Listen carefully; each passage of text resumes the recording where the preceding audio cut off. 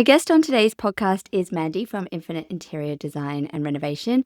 I have worked with Mandie before. I've coached her through Studio CEO, and I just love the variety of work that she works on with a lot of glamorous glamping tents and Airbnbs and big scale renovations.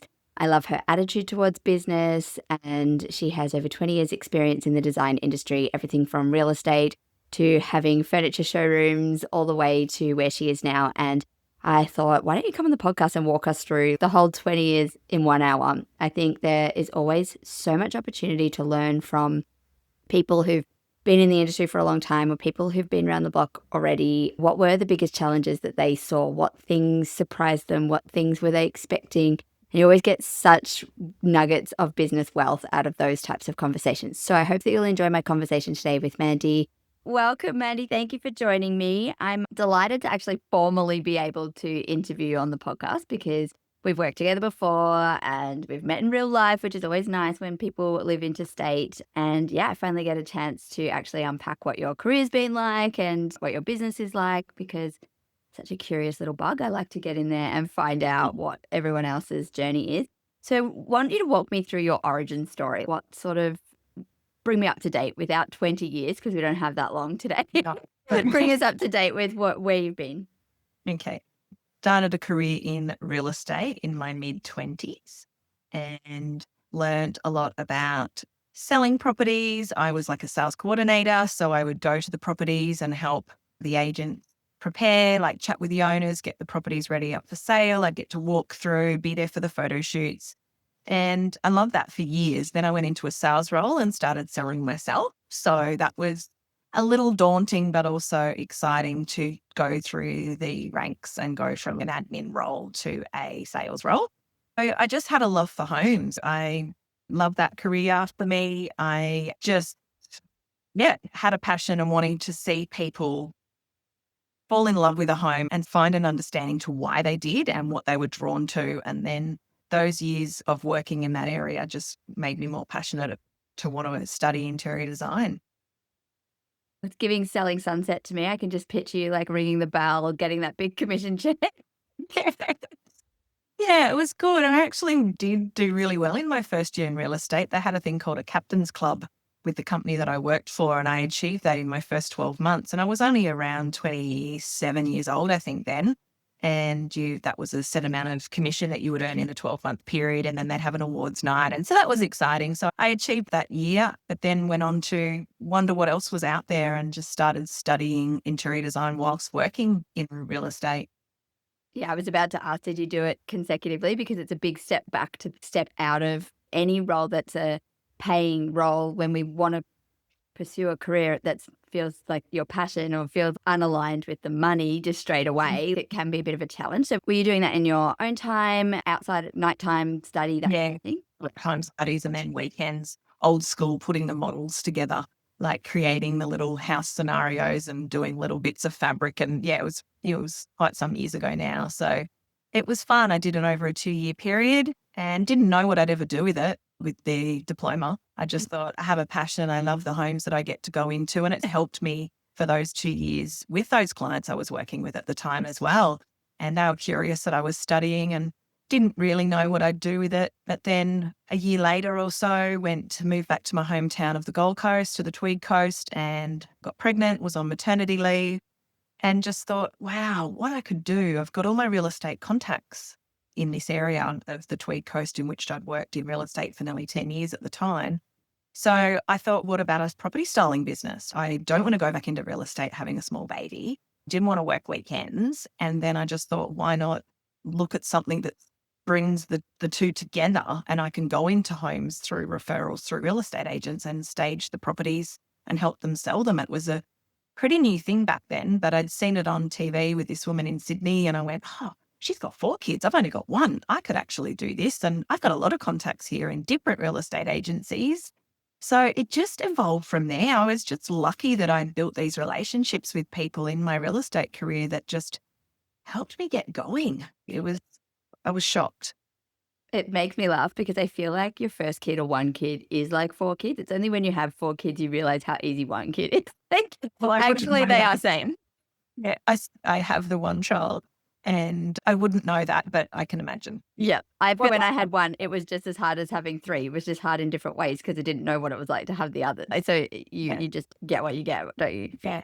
Did you see a massive, or did you identify, or could you see a difference in the beginning studying interior design between homes that are staged and sold versus homes that are curated and designed to stay, to live in? Were you drawn to one or the other in the end? Because you obviously do different things now. I suppose because I didn't know then what I know now, and I haven't the skill of the years of experience, I could not have back then helped people make a tile selection or a Yeah. tile selection. Because it wasn't in your wheelhouse. So, It was my core focus was to be able to help people, even if it was the their furniture that they had in their home, like just help them prepare it, make the beds, move some artworks. I just felt I had a bit of an eye for that. So that's where it started. I didn't have furniture on hand at the start.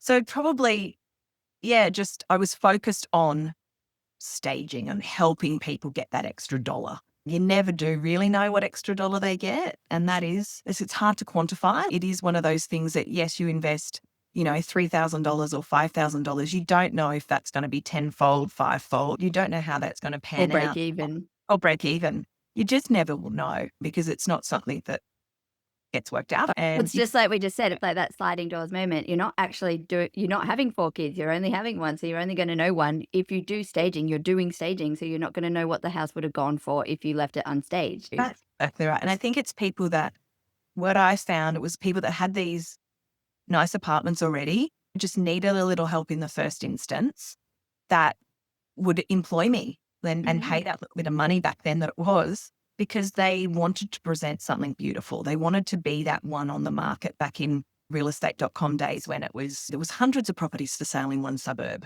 It's not really like that anymore, but you had to stand out. And it was the people I felt that presented their homes in those first couple of years of business that would employ me.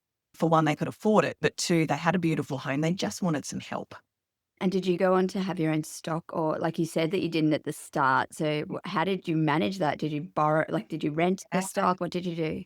Yeah, so I was very lucky. I reached out to a few companies in Brisbane, even though we're down on the Tweed, Coolangatta, on the border of New South Wales and Queensland, and I'd send off my quotes, and then they would come to the coast. It was a higher fee to have transport at the time. But I then discovered a company that was a wholesale company in Brisbane that manufactured sofas and ottomans and bed heads and things like that. And then they started an arm of it in their business and serviced clients in Brisbane. So when I started ordering some sofas off them for some of the projects, they said, would you like to use our company and we'll help you? So for the first couple of years, I used this company and it was just a perfect marriage. It was such a great opportunity that they had the stock I didn't have to outlay. I would take on their fee, then put on my fee on top to my client, and then a setup fee and procurement, etc. And it just worked well for so many years.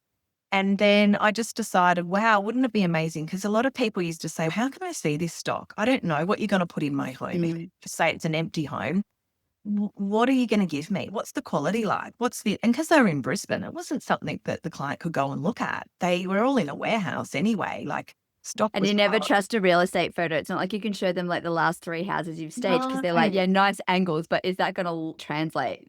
Exactly. And you wouldn't necessarily be using that same stock. So you might be going with an oak theme or a black theme or whatnot. And so I just thought about it and approached the company first and said, if I was to open a store on the Tweed coast, would you allow me furniture on consignment? Stock that I would be hiring from you, then you don't need to bring it down to the area to do the fit outs. We could maneuver the furniture within the showroom because it was big enough to do so that the jobs that we get, we could, offload that furniture. They might bring some extra pieces to fill my gaps. And it was just a couple of years of just an amazing relationship because I didn't have to outlay all the furniture for that store. So it became tailored space interiors, and it was a place where agents could bring their clients, could come direct, or that they've contacted me and say, could I have this sofa in this living room? Could I have this? And then we put a package together. And then I also thought, why not be able to sell from this floor space? So everything became also a retail product. So every sofa that was there on consignment, I could sell from, and I would have the hangers of the Warwick fabrics and people could customize. So you would choose your fabric, choose your sofa and have it made, custom made in a 3-week turnaround with this Brisbane company that was all Australian made. So it was just a great relationship that got me going, because back in the day when I wanted to take this lease on, rents weren't cheap, things weren't great in the industry. And my husband at the time said, you can have $25,000 out of my offset account to get this going. But that's also to fit it out, to paint it, to put the curtains up where you need, to buy the artworks that you're not going to get off the furniture manufacturer. And you've got 25,000, but you also have to use that for your first few months of income, because we don't know if it's going to work. And I just took a leap of faith. I was so scared. And a developer that I'd worked for many years, a local developer who was actually my age, a really young developer at the time, I took him for coffee and I said, all the packages I've done for you and all your developments, I said, I've got this opportunity around the corner. He knew where the place was. There's this space. It's big. I don't know what to do. And he said, you know what? Just back yourself and do it. Did he say, that's why you're out for coffee? I want you to back me. I'm here to get the development. Come on. He said, no, it's perfect. Oh, I love that. And I say to him to this day, we're still friends. I still work for him. And we're talking, Millie, my daughter, was like running around in nappies still and coming to job sites. I remember torrential rain for months and months, and I'm in big gumboots and she's with me in tow, like coming to these projects to check measurements and get the furniture ready. And just this long-term relationship with him. So I knew he'd be the best one to ask. And then when he said, just back yourself, and I thought, you know what? 25,000 was a lot of money to me back then. I had a home and a mortgage and all the things, but I just went, what's the worst thing that can happen?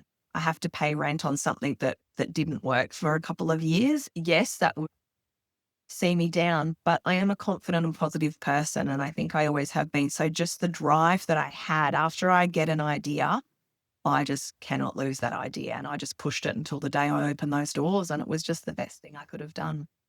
And having that skin in the game, like whether it's a little bit, a lot, like when it's your own money as well. If he had said to you, yeah, hey, I think this is a great idea, I'll invest in that or whatever, it hits differently than you going, I've taken 25,000 family dollars and I put them into my own success. And women, like all the women that I work with, just so tenacious. That is just the spark to the flame that's just, this has to work, right? Because small business is no joke. It feels like it gets harder and harder every year. I joke all the time. I've only been in business sort of 8 or 9 years, and I think, oh, we've had COVID, we've had election years, we've had global economic issues, we've got political issues. I'm like, oh, do you know what? Bring another one. I'm not afraid of you. There's never been a year where I've been like, that was easy, that was good. I loved working for the ATO this year. That was fantastic. It's tough out there, and it's always tough. Very tough. It's very tough. One thing I always think back to is building your relationships, because it's tough. And if you don't have those relationships with either, in our industry, real estate agents, developers, local people that know what you do and can recommend you, you will always find it tough if you don't have that as a backup.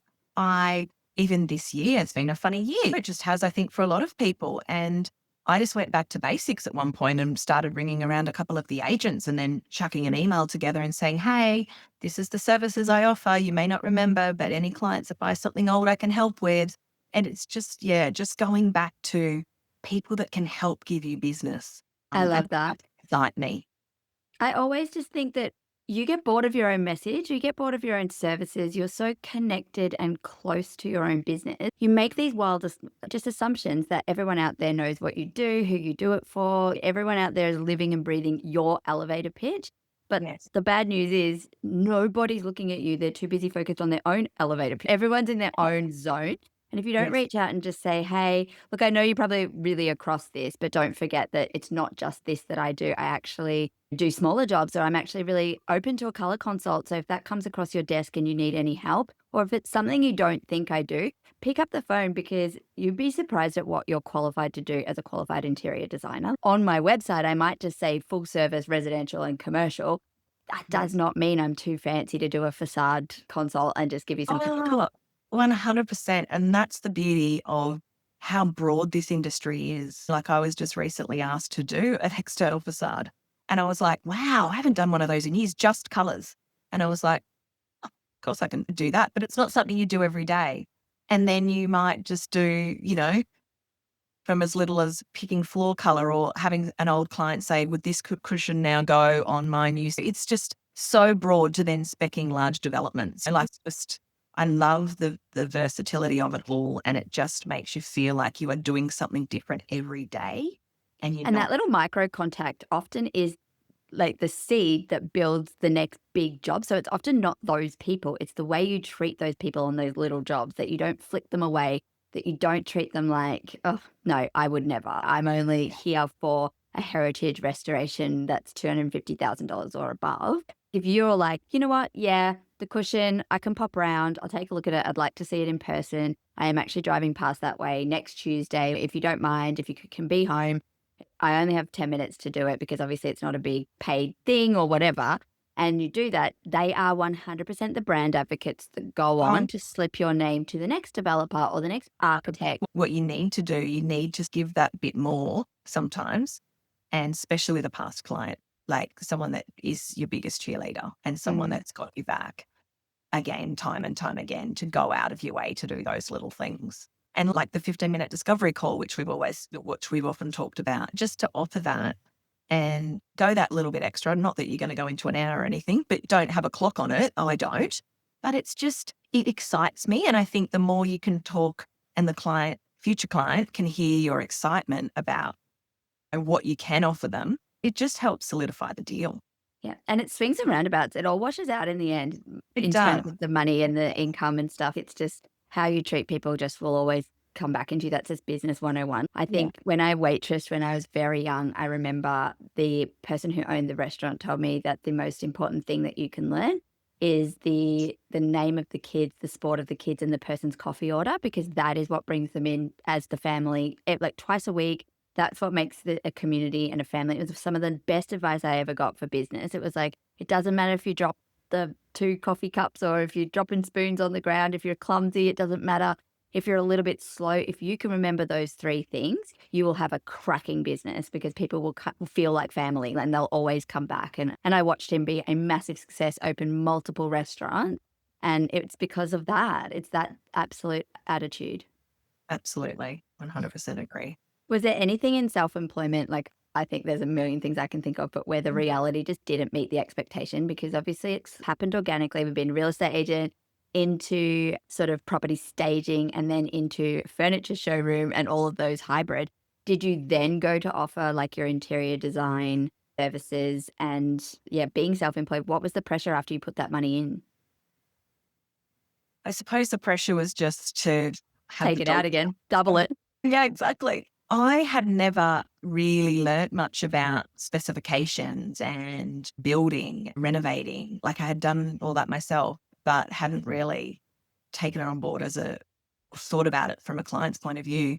I was then asked within that business, would I look after a home company and would I allow their clients to come in? So they helped fit it out with all the sampling of their suppliers, and I organically grew into that. I was so nervous the first time I had a client to specify a brand new build, but I got there in the end. And then like anything, just over and over, and then just constantly learning what materials and what products were out there, I was able to form this entire space in our studio to cater for that. But I didn't have the skills to start with. So I think just the evolving, and that became then a regular bit of the income, was having these clients come in that were building homes with this home builder.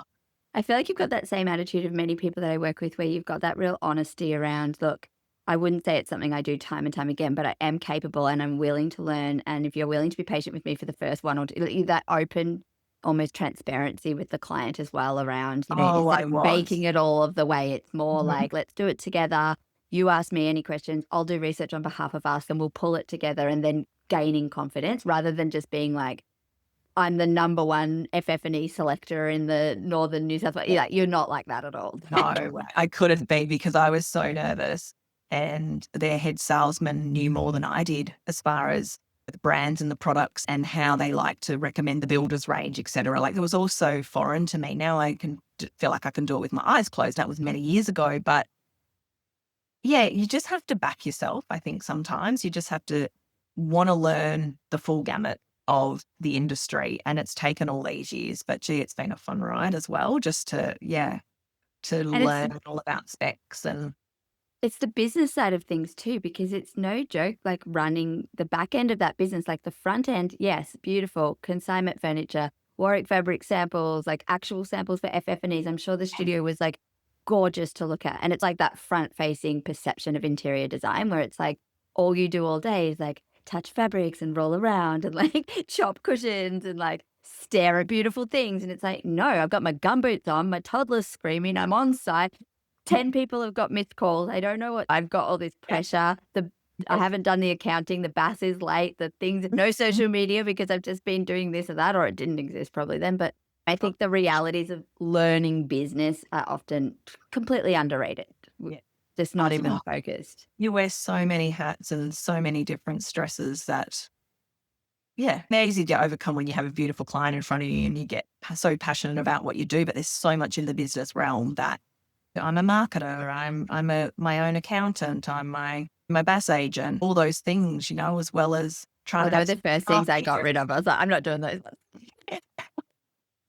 Yeah, I've been through times where I haven't done it, times where I do it. It just, it's just it helps my husband's an accountant, but it's, I try and be hands-on with that as well as much as I can, just to keep abreast with where things are at. Because years gone by, I wasn't great at that. But now I feel like I really want to know where things are at and what I'm achieving and what the next 6 months to 12 months are going to look like. Yeah. I definitely do that for reference. I just do not do the actual tax part of stuff. I'm like, I'll be running P&Ls and looking at all of my finances every Friday, and doing projections and that sort of stuff. I'm very comfortable in that space. I just think, oh, you go lodge. I'm just worried I'll make a mistake or carry the wrong number or something and then be in trouble. So mine's is just like a insurance or security so I don't get in trouble. Someone else could double check it. Yeah. But you don't have that store anymore though, do you? Like when we met, you didn't have that as part of your business. So what happened next with that? So I sold the business, which was great to have something to sell. I had a business partner for 6 months prior to selling it to her. She was an employee for about 2 years prior to that. So she was very upskilled and she wasn't from an interior design background. So I was able to help train her up and she just was a natural anyway. So that was great. So I sold it to her. That then brought on a 3-year restraint of trade as part of the contract. 3 years was a very long time. That is really long. Normally it's like at max. Even when I was in senior leadership, I think our contract was that I couldn't go work for a competitor like Flight Centre for 15 months. And by that stage, they figure that you've forgotten all that background, commercially sensitive knowledge that you know. Yes. But 3 years is extraordinary. Yes, it was. But I was midlife crisis age by then. So I was perimenopause. I was all the things in my early You're about to go and find a new hobby. Yeah. So I was ready. It was timely. Things always work out in my mind at the right time. So I had those 3 years off and got divorced in that time as well. And just, had a break and just spent more time with my daughter. And I opened that store pretty much the first week she started primary school. I'd been working since she was a year old and then in the store those few years, 5 years later.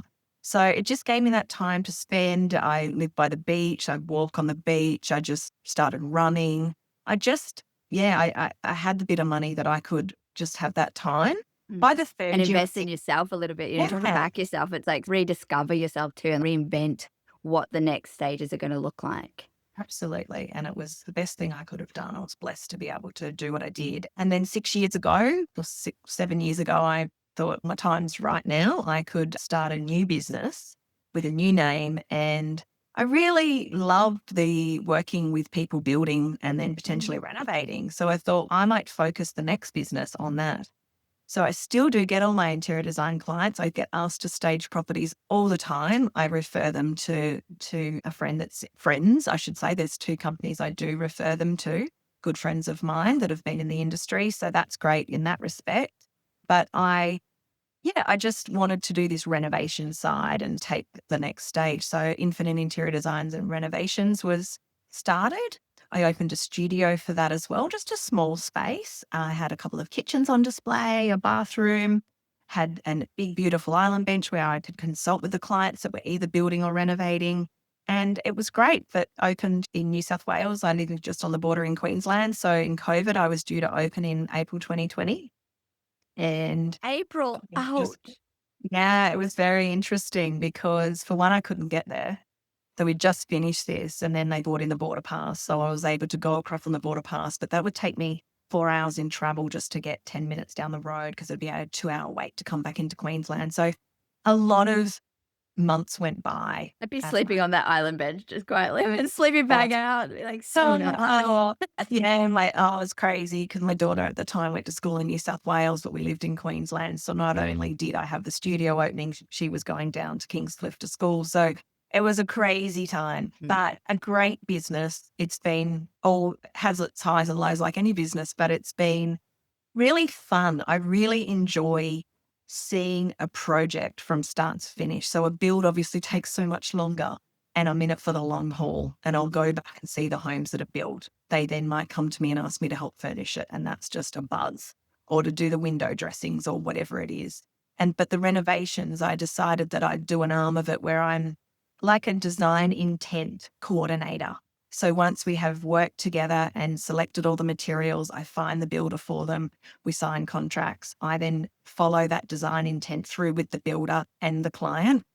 And so I'm not project managing as such. It's just seeing that through. The builder's still the project manager.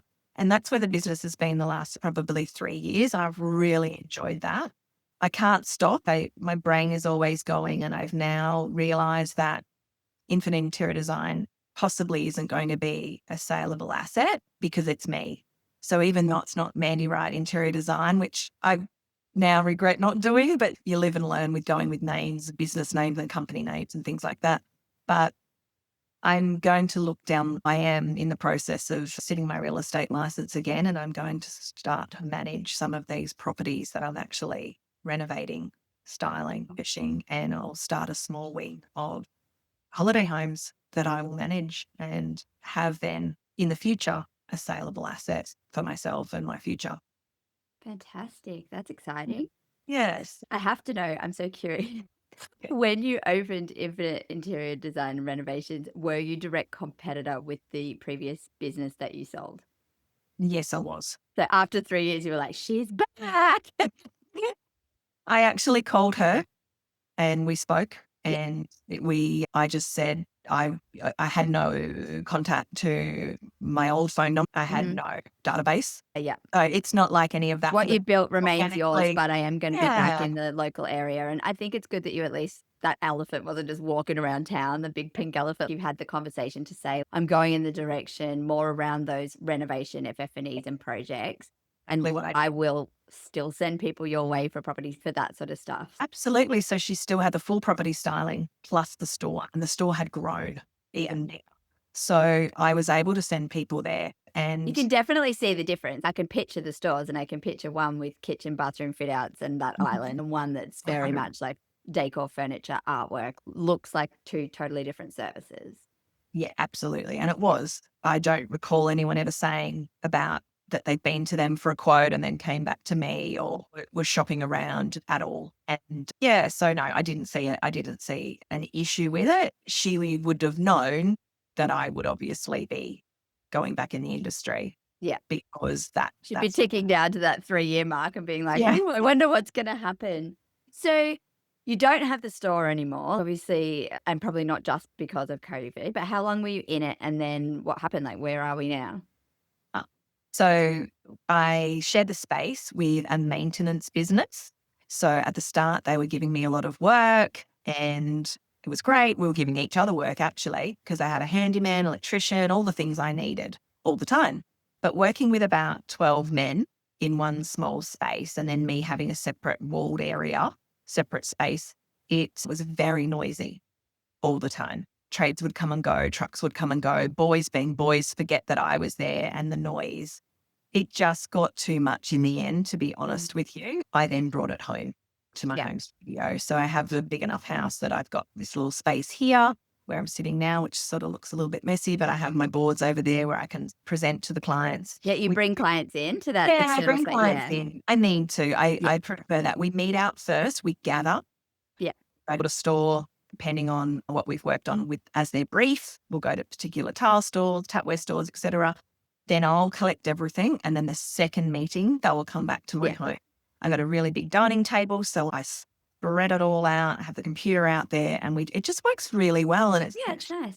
really nice that they can then get a sense of how I live and the recommendations. I can use my kitchen just as well as I could in the studio for Infinite Interior Design to show them handles, soft close, integration, light fridge, important little I love things. that you just bet they're not serial killers first. It's like that first meeting is just at the coffee shop and Yeah, then you can come to my house. that's it. I know That's my it. home address. Yeah, I've never met anybody here first. No, it's just, Yeah. there's really not as much to do. And safety, yeah. But it's a great, I love working here. Our house faces north. It's so warm. It's cozy, ocean views, which is a little bit of a help, but not from my office. But it's just a lovely space that I've been able to create. Got lots of storage for all my supplier sampling. All my reps come here, drop off all the new stones and paints and all the things. So yeah, I love it. And you've been doing some projects since I've known you, like some really fun, like glamping and developments and like Airbnb, like lots of sort of holiday rentals and things. So it wasn't a surprise to me at all when you said you're going to go into more of that property management and do some of that stuff. But what is next for you? What are you thinking in terms of, are you scaling into staff? Are you scaling towards what we talked about? Like, where are you headed? Yeah. So I have a young 18-year-old at the moment working with me. Anywhere from up to 15 hours a week at the moment is really all I need. I work very heavily with my chat and my ChatGPT for my admin, for just, it's been doing your course and just learning so much through you has just been an absolute savior to my business and my time. All my emails, everything goes through that. So scaling up only as I need. I find staff a bit of a headache, to be honest with you. I just feel like I am so consumed in what I need to do and what I want to do, I forget about them. And I know I can't do that, but I I'm fine for now to have her, and Emily can work more, so it's great. I can use her as much as I need. She's at uni, so I just work around her uni schedule, and yeah, just outsource what I can to ChatGPT. As I said, scaling, I want to do that in now, will be in the holiday management side, will be my next thing. I just been working on a few homes of late down in Casuarina, large homes that I've helped prepare for Airbnb. And it just made me realize that I don't want it to end there. I want to actually see people enjoy what we've been able to achieve in the design, in the comfort, in the style, in the location. And that will come with needing staff, of course, because I don't want to work every weekend and be 24/7 on the phone to people. Oh, I don't have a pair of tongs or this or that for my holiday home. But I just see that natural progression for me because I just, yeah, love what I do and love seeing the styled projects and seeing people walk in with the wow factor, the clients, let alone then when the holiday people come, I'm sure it's even more exciting. So that's what's next for me. And I am excited about it. And yeah, I don't ever want to give up the passion that I have for interiors and for homes and apartments. And so just always evolving, I think. I think that's just the natural way. And sadly, you can't send Bennett or Clancy or Percy or any of the robots that you have down to get those tongs. Can you imagine the No. conversation around and around being like, Oh, that what would a great massively. idea. Could you put the tongs in the drawer? No, I don't have any tongs. Oh, what a great. It's like, Oh, nightmare. it's so funny. Yeah. It's Very. really interesting to me what you say about the creative process because I think a lot of people can relate.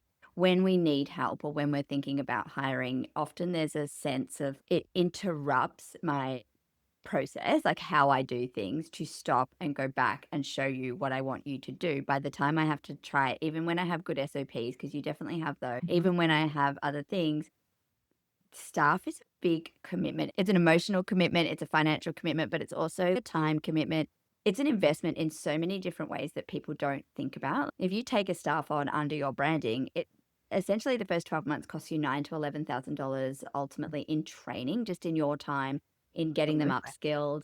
Like it's insane. I think people think, oh, we just get an offshore VA for 3 hours a week and our life is solved. And I'm like, you're going to have to show them for the first 6 to 12 months what to do properly to maximize those 3 hours to exactly what you want. And then you Yes. will have an asset in your business that you will scream. You will not let them. You're having no babies, no friends. You're not going to stay here once you get that going. But Yes. it's really a commitment that I think is often overlooked. I think people don't realize just how much effort goes into bringing stuff up to scratch or to wanting to see them. Absolutely. And even with your social media, like Emily focuses on that at the moment, but that's still something she can't just run with. That's still my time to be able to say this project, that the before photos are here, the during photos are here, and this is the sequence and this is the outcome, but you still have to manage the whole thing. So it's a lot.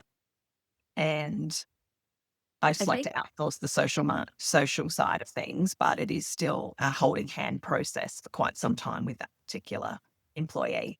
Yeah, it's although like I think it's really underestimated. People think I've got a social media marketing agency, like fabulous. It's like, cool. They are going to come to you every week and say, what's the brief? What's the content? Where's the images? Where's the B-roll? What's the message? We'll Yeah. work on the hook and we'll help you with the keywords in the caption to help it get traction. But you are still creating the content. Like you are still thinking, what are my content pillars? What do I want to say to the world under the umbrella of my branding? What they're going to ask you for that. And I think a lot of people are like, oh, I wanted to outsource my social so that I don't touch any, I don't want to do it. But it Won't- isn't that. There's no Not in this magician. industry. No, not unless you Robot. someone, yeah, unless you had someone sitting beside you and working with you side by side, full time, Yeah. that knew exactly every project, came to every appointment, worked out every video.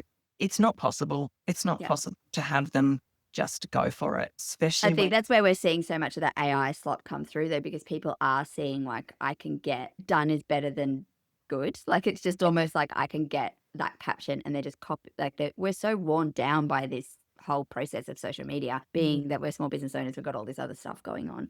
And then you just get to the point where you're like, whatever. If Claude says it'll go on the algorithm or if chat thinks it's all right, I'm just going to do it. yeah, And I don't like begrudge anyone for that feeling. Like I think sometimes we are just exhausted and it just comes down to like something is better than done is better than yeah, ignored. yes, But it really isn't. Can I just say that out loud on a public podcast? Like I would rather you did nothing than do. I think it's more damaging to your brand to just spit out AI captions than if you'd yeah, just taken a couple of weeks off. Nothing happens if you leave the socials. I think every business owner can really think of a time where it went dark on socials for a month or like you didn't do it. You're all still living. Nothing happened when that happened. You've just got to get back into that consistency.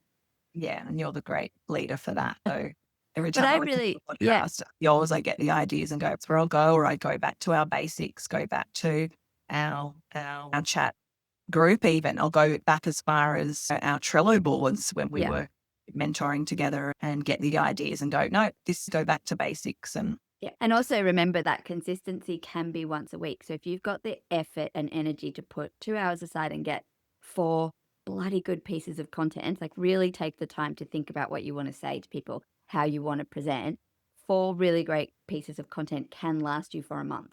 Just yeah, put one out and every that Tuesday. I think And we I agree. would way rather that than Mhm. like people rush to get 3 pieces a week that are shit. Like Yeah. it's damaging. It's no good when Mm. people are researching you that you don't stand apart from everyone else because they're seeing that you showed up 3. They don't care that you showed up 3 times a week. They just don't want to land on your page or your posts and see the last post was November 2023 because then I'm like, is this a scam? Is she like still a Yeah. working designer? Yeah. That's the problem. But as Mm. long as it last Tuesday is not November 2023, it's No, totally fine to just be like, I get my agree. so this is a pep talk for everyone listening. If you're feeling exhausted and overwhelmed, concentrate on 4 great pieces of content and schedule them out over the next month and give yourself a month off. Essentially, that's a gift. Focus the time and then give yourself that month and it takes the pressure off. The pressure is the problem.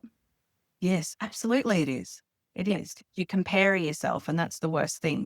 I just, yeah, I listen to you and take that on board. And then I try not to get caught up in everything else I see because I don't want to be sitting on my sofa at 9 o'clock at night thinking, oh, I didn't post something today. I want to actually enjoy my life. And whilst I can use my staff 15 hours of the week to do 5 hours of socials and spread it over just those 4 good posts, or for the month, for the week, whatever it may be, whatever projects we've got on the go, I don't like to rehash too many old things, that's for Mm. sure. I feel like I shouldn't need to if I'm busy and active in That's one. what your stories are called. I saw you What morning stories? on site. You can see Yeah. that there's a variety of projects happening because you are committed to showing up and actually like showing a glimpse of where you're at, what you're doing, and they're different projects. Yeah, exactly. And I think just the little stories just help people go, oh, she is busy. But then they'll be like, oh, but she does this. I didn't know she did this. And Mm. yeah, so I think those stories, as I'm not great at it, but Your face wasn't on anything this morning. You were just I try like not to filming put some that. braids, doing some other stuff and saying, I'm here at insert property Right. name. And then, Yeah. maybe this afternoon there might be like Friday afternoon, flat late, I'm baking something or Yeah. I'm in the studio. It's often turned towards either the computer while you're drawing or drafting. I don't see on stories all the time. I wouldn't say that you're heavily involved in personal branding in terms of what I see, but I see you show up and that's the main thing. I would know Yeah. what you do. And I think you said the thing about comparison or whatever, or sitting at 9 o'clock and thinking, oh, she's posting all the time or whatnot. I think there's hundreds of graduate designers who would be like, oh, Mandie's got 20 years in the industry and she's doing these glamping tent projects and this Airbnb and this thing. I think, again, with that, where our perception, like that elevator pitch thing I said before, we think everyone knows everything. We forget people are looking at you and looking up to you in the same way that you're comparing yourself to others. For every Yeah. person that you look up to, there's 3 people behind you looking at you. So it's like a nice Yeah. reminder to be like, yeah, the things that you think you don't have, other people would kill for. Like when we've got paying clients and we've got these sorts of things, even just enough to have the conversation about cash flow reports and other things. I know that there are girls that have been starting their business and they may be 4, 5, 7 months in, still no real yeses or clients. They're going to be looking at your social media like, I'd die for this. This is the best. So it's a nice reminder sometimes. Yeah, true. Thank you. But I highly in that for those people listening is just back yourself and get out there. Tell people what you do. Tell people what you do. Do How up a many people I Canva speak doc. to that are like, I haven't got a client. I'm like, who did you tell that you're doing? And are you talking about selections or what are you telling them? Oh, I haven't even told the mums at school pick up. I'm embarrassed. And that's okay. Oh, But yeah. it will change everything when you do what you Just said does before and change it. ask people, let people in and let them know I'm looking for these types of projects. I'm really keen to work with this kind of client. Even established designers, I don't think do that enough. Just call out who you want in your world. The next project I do, I'd love for it to be X, Y, and Z. Tell someone. And then once you get that client, just milk it. Get as many photos as you can. Employ your own photographer. Find a real estate photographer that isn't too real estatey that can then hone in on some of the areas like your tapware or your finishes or your cushions on your sofa, and then just milk those photos. Try and spend as much as you can on 20 photos and then use those for as long as you can to build up your business and then just keep getting it out there to, yeah, I just strong believer in building those local relationships because at the end of the day, it's referral and relationships that will help you win in this business. I've no doubt about it. All that energy on Instagram only to have an inquiry come through that's in a completely different state and they're not flying you over. And they're like, oh, I didn't realize. And you can't even work with them.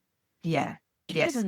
Yeah. I think that's such great advice around the photography. I hear so often from early designers, like, I don't have content. I haven't had enough projects. And I think we get in our own head about portfolio and how important it is. But documentation, decision making, how we approach projects, our philosophies, what we're drawn to, like what selections we're making, what showrooms we've visited, that is all the actual working of what people want to see. They actually, Absolutely. I think one of my most popular reels early on was like a Laminex box at my front door and then just dragging it onto the coffee table and unpacking it and being excited about teeny tiny little samples. And Yeah. wow, so was the whole world was like, oh, we wish we had teeny tiny little, thanks for sharing. There was so many comments and people were sharing it in their stories and Laminex was sharing it. And I was so like, what? But then you realize when you share the joy of what you do and you share the creative journey and exactly the process, that's the behind the scenes for all those people out there that want to work with an interior designer and wish they were an interior designer. Okay. They're so drawn to it. It's such easy Absolutely. pickings. It's easy, easy. Even for new people in the industry, go to your local Adairs, stop in at Globe West, go to a tapware store of your choice, like Reese, and get some footage. But Just film it. It's okay. film it. Film yourself going there and saying, oh, I'm so excited. when I get my next client, or this is what I'm proposing for a up and coming client. Who knows if you've got that client or not, but you're putting yourself out there. Meet those people, leave your business cards, do as much as you can to all those trade partners, because at the end of the day, you're going to need them as time goes by. So why not start straight away and have as many of business card old fashioned way, or email addresses, or just contacts that you can call in and build these relationships, because you do get work out of it in the end. Trust me, you do. And in terms of your images and stuff, just be creative. Like last year or the year before, I had a work experience person in here and I was like, what am I going to do with her? There's only so many times you can get them to do a mood board on Star Sourceborg and like flick through a magazine or freshen these up or whatever. Yes. And I was like, what can I do? And I was like, I know what I'll do. I'll take her out to the local display homes, like a display village, and I'll get her filming me. And then I'll have a folder of B-roll. It's not my designs, but it's a well-designed kitchen. It's me walking through it and it's me doing this. And then I was putting like a dark filter over the top. You couldn't even tell where I was. I'm just in a kitchen. It wasn't because I was saying those were styled by me or anything. I often had a lot of text right over the top. So it was just movement in the background, but well put together rooms, well put together spaces. But while I was there, I was talking to her a lot about this is why this works. This is why they've chosen this. So she was getting that design kind of education as well. And I think that's open to anyone. You can go into those, they're public spaces. And I'm not saying take a film crew. I'm just saying, I get my 10-year-old son, it's a bit wobbly sometimes, and I have to edit things. And I'm like, why are you focused on my ankles? That's not what I meant. But some things do work, and he enjoyed it, and we're bonding and having fun, and you get a few things out of it. Yes. So you're off to Milan Design Week next year, is that right? Have you booked that in officially? I have booked that in officially. It's Amazing. exciting. I've wanted to go for many years. I'm sure most interior designers, or stylists, it's their dream at one point in their career. So just biting the bullet, and also going to go to a few other suppliers that are over there in the Milan area. So it's working out really well to create a little trip around that, of course, to do Italy. And yeah, super excited. Just have watched it, the films, just the reels people put together when they've been there. How bad's the FOMO? You end up being like, I've been to Italy, but I'm like, and for me personally, I'd really like to return. I spent quite a lot of time in the Greek islands, and I'm like, oh, I'd really like to go with my husband, like now that I'm older and whatnot. But every time I see that, I'm just like, got me right in the reels. Yes. Yeah. I'm just super excited just at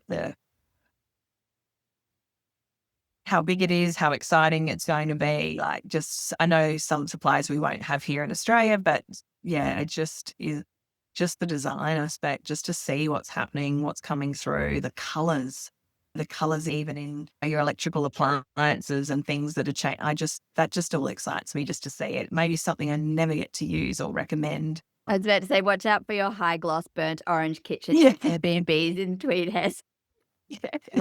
What is this place? Yeah. But yeah, I'm super excited and have made the decision, and it's all happening, and just been a dream. It's a dream really, just to go and experience a large trade fair from our industry, because Brisbane unfortunately doesn't have many trade fairs anymore, and it's Sydney or Melbourne, and unfortunately since COVID it's really lacked a lot. So yeah, just exciting. I still go to those, of course, in Sydney and Melbourne, but yeah, the next scale up, I think I'll be ready to embrace. And going back to that, what it used to be like, I think you'll be so excited to see just like warehouse after warehouse of content. It's a lot. It's not, and those trade fairs are important, and I always go to them, and I love the connections and catching up with people and stuff. But there's nothing like, I don't know, rooms that are like bigger than you can even have. You may not even see everything. I think that's really exciting, isn't it? And it's everything else. Like travel is everything to design. Like it's the slow morning and the cobblestone walk down here and there and discovering stuff. You come home so inspired. Yes. And that's what I love about chat, helping with some of those plans. Popped it into my chatty, who I call Chad, and said, off to Milan. This is how many days I would like here. And straight away, it's like, knowing you, Mandie, this is exactly the itinerary I would think for you, because you've got your architecture here, you've got your cobblestones here, you've got Lake Como we'll go to straight after Milan. And yeah, I love chatty like that. It just knows you so well as a designer and can highly recommend things for you that you may not have thought of, that you go, oh, wow, exciting. That's so impressive to me, because I don't feel like you were like all over AI when we met at all. At all. In fact, I'd go so far as to say that week 2 of that program would be your first introduction to AI in any capacity, and to hear that you're now like, "Oh, I've just built a workflow, or I'll just work on this so that I can use those GPTs and enact all of that support and feel, I don't know, AI confident," so that your Oh, literacy is like to the point where you're not afraid to try it, you won't break it, and get in there and just see what it could do. and what it does do now, and you feel like, oh, I'm a bit of a I should guess I I'll be? get back to the samples then. No, but I just, with the designing of a space, popping in a photo from realestate.com, saying to Chad, can you put this sofa here? I just quickly mock it up also in Canva, because I find that only takes me a couple of minutes. And if I mock up the exact layout, pop the images in, screenshot images in of the rug, the coffee table, the sofas, exactly where I want them, the TV cabinet, etc., etc. 2 minutes later, I have an image to show the client of the potential furniture that I am going to suggest to them that will be in my style source book. Another amazing tick best program that you helped me get in well has changed. Those two things have changed my business in the last 12 months by far, and is just so easy as a designer to use those two side by side. Mm. It's a good And reminder. I think a lot of people tried DALL-E or image generation in chat in the very early days, and look, it was pretty scrappy. it's It very really cracking. struggled, but they keep doing these iterations and it's getting better. And that, if you know how to prompt it as a designer for photorealistic renders that look like they've been editorially styled for the front cover of Vogue Living or blah blah blah, if you're saying the right things, you're going to be like fall off your chair surprised. So if you haven't actually used it since those early days because you said, get in the bin, that doesn't work, I really heavily employ you to go back and just run another mood board through and see if you can give it some direction and see what you get, because it's not about replacing rendering as a service. It's about quick mock-ups for the client. It's not right. We're not going to build from that. We're just giving the vibe and the idea and the story as a preliminary. Yeah, you have to be able to pivot to a new client yesterday, inquired on Wednesday. So I put the presentation together, had a little chat on the phone. He said, could he FaceTime me a couple of the new pieces he'd already purchased prior to moving into his new home that he needs the help with? And I said, sure. I then thought, oh, I could mock up one of the rooms very quickly for him just to give him an idea, but I'll wait and see what he thinks of the presentation first. He then sent me through all the images of the new sofa, the this, the that. And then he said, could you just show me what you mean in one of the rooms? Of course I can. I'll have that to you in just a few moments. Just one moment, please. Me, that'll be And 5 to 7 working days for me to do all of this work, when really you've just been like, thank you. and then I put this living room together with the sofa he'd purchased from Plush, which was a burnt orange, beautiful sofa, some single swivel chairs. I found a multicolored rug because they're an Indian family that like a bit of color. And I just put it together and straight away accepted, yes, that's exactly, will you provide that for each room? And I thought that, yes. Yep. I It would. was easy enough for one, Now, multiply by 10. and I've got it all on realestate.com, the images I can use. And so that's I part of think the that's a good tip though, Mandie, because I don't think a lot of people think about, because of your real estate background or whatever, you actually think to go to the last time that house was sold and get the actual room. I think that's something that I don't want to let that just slide through the podcast because people may not have realized what you're talking about, but going yes. and grabbing the living room image from Yeah. realestate.com and then saying, remove everything in this photo, like all of this old furniture, and put this new furniture in and change the flooring to this and hang the curtains like this. You're giving chat a lot more No, direction and you're going to get really good results. And the client can be like, that's my actual living room. exactly. I did it last week as well with a client from the Gold Coast. And I said, I need this vinyl flooring. I want you to change the wall paint, keep the aircon, the fan, put all this furniture in situ. Oh my God, the client just phoned and said, are you kidding me? You could do that. And I said, I didn't need to say it was chat. If she asked, I would tell. Yeah. But I said, yeah, I just wanted to visualize that this floor is the right color to go with the slight bit of timber that's in your kitchen. Yeah. So And another good point to say, you don't need to tell. It's not lying and cheating. You're not selling it as you didn't say that was a render that you were charging a huge amount no, of. And we don't say to doing people, any oh, the investment guide was made. Oh, I'm sorry, I made it on Canva. We don't tell the software. Like Okay. when the client portal opens, you're not like, oh, that's actually Style Source Book. That wasn't me. I didn't make that. I think there's this real concern. It's because obviously you do need to be transparent about using AI. If you're using it for user generated content or social media, it's not even your real body or face. You should say that is an AI generated ad. I am not saying that you shouldn't. And I will often say concepts utilize AI technology to pull them together or whatever, so they know. But I don't think you need to be terrified of it. I think that's a problem. We are often in this industry, the conversations I have, people like, I haven't used it yet because I'm worried they'll find out I'm using it. I'm like, tell them. That way Yeah, they can use it and then they can articulate to you more what they actually want if they go practice themselves on using this technology. exactly. You go to the doctor's surgery now and they say, do you mind We're if I recording this. I'd rather you didn't, but okay. Yeah. So really in our area where it's grown so much from me starting to say, could you put this sofa here and this? Oh my goodness, it has come in leaps and bounds. Yeah. I do struggle with a single chair. So I'll try and now that's why I'm using Canva and say, I want the chairs here in Yeah. this floor plan. Because on realestate.com, just jump in, grab the floor plan. So I'm marking up as well as the image of the lounge room. Yeah. I'm showing All the as context you can give. That's the most important thing we've everything. always Yeah. said. Context. Don't assume a robot knows because Uh, they don't. They'll make guesses and then you'll be mad at him or her Yeah. and they'll be like, you didn't tell me. I didn't know. Yeah. Yeah. Something Yeah. that was taking me half an hour, 45 minutes to put a little lounge room together a year ago is now literally those couple of minutes just by doing those extra steps.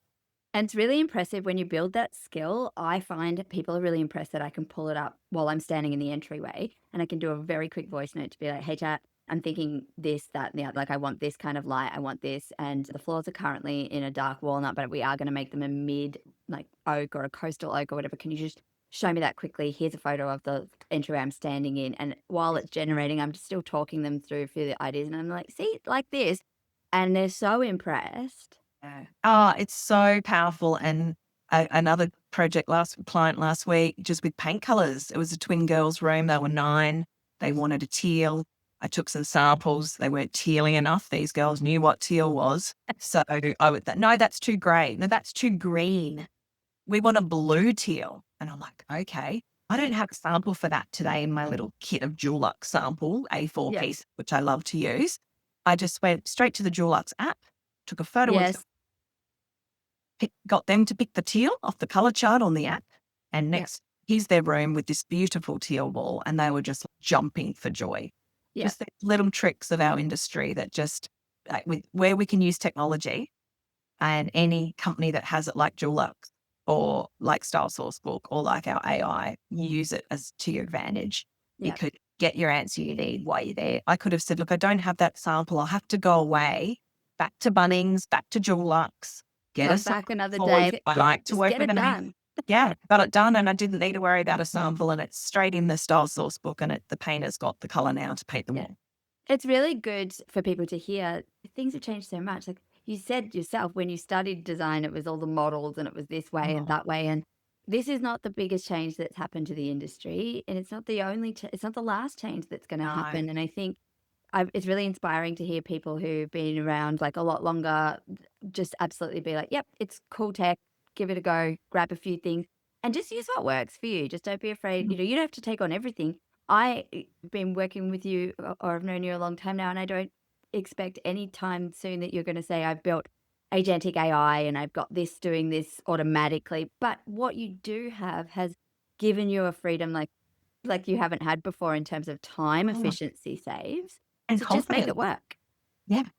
And the confidence it gives to help reinforce what you're trying to explain to the client. So powerful to And be even able the client conversations right now are like, how's it going now that AI killed interior design? Or have you found it's really nice to be like, I actually really enjoy implementing the bits that support what I'm trying to deliver from a transformation perspective for your Yes. project. They really respond to that. I think if you're sitting in the negative and if you're like, yeah, it's terrible and it's this and it's cool. Everyone have their own opinion about AI. I don't work for anyone in the Silicon Valley. My paycheck definitely does not reflect that. I work for myself.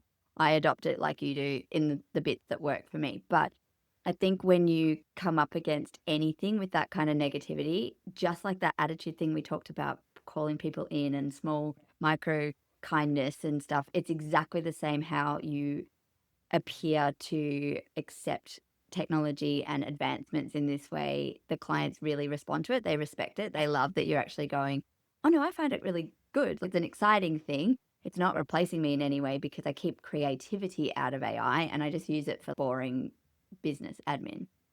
No, so exciting. It's just been a game changer for me. Very Your good. help. All of this is so exciting. I want to come to Milan now. Maybe I'm like, Yes, do maybe you should. for my one client at a time. But it'd be for me, not for them. It'd just be like, just to be inspired, as you say, and to actually be in the room where it happens instead of watching another year gone by.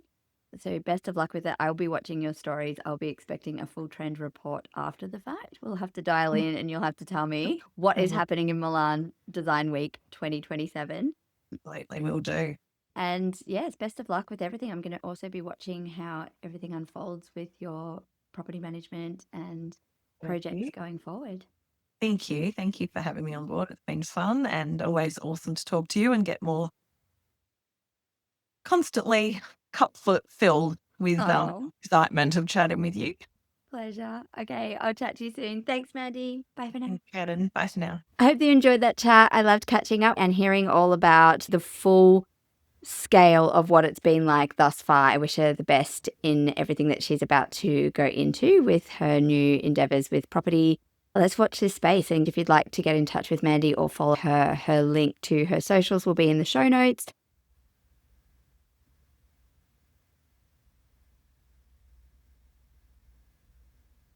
I have a few things coming up next week. I think Wednesday I'm meeting and speaking to a group of Melbourne designers in Hawthorne that is sold out, as well as on the Thursday I'm speaking to a large group of designers in Perth. So that's also a private event, but exciting things ahead. Stick around. I'm going to film a few more AI tutorials if I can get to it next week because you guys seem to really enjoy those. And if you haven't watched one in a while, there's some really good ones on how to unpack transcripts and build out Notion platforms and little tricks and tips that are really helpful for design studios. So head over to my YouTube channel if you're listening to this podcast and you can check out more there. All right, bye for now.